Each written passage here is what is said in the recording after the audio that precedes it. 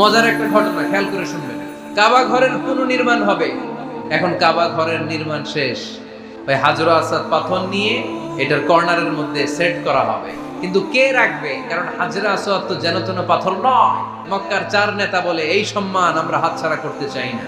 কেউ এই পাথরে হাত দিতে পারবে না, কেউ মীমাংসায় যেতে পারে না। এক মুরব্বী বলে, থাক আজকের জন্য এখানেই সবার মুলতবি, আগামী দিনে এই মসজিদুল হারামের দরজা দিয়ে প্রথম যে ঢুকবে সে সিদ্ধান্ত দিবে। আল্লাহর মেহেরবানি, এর পরের দিন এই পথ দিয়ে ছুটে এসেছে বিশ্বনবী মুহাম্মদ।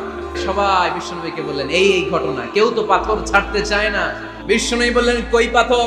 জান্নাতারে বললেন, ও জান্নাতা, কাপড়ের 4 কর্নারে তোমরা ধরো। বিশ্বনবী নিজ হাতে পাথরটা নিয়ে কাপড়ের মাঝখানে রেখে দিলেন।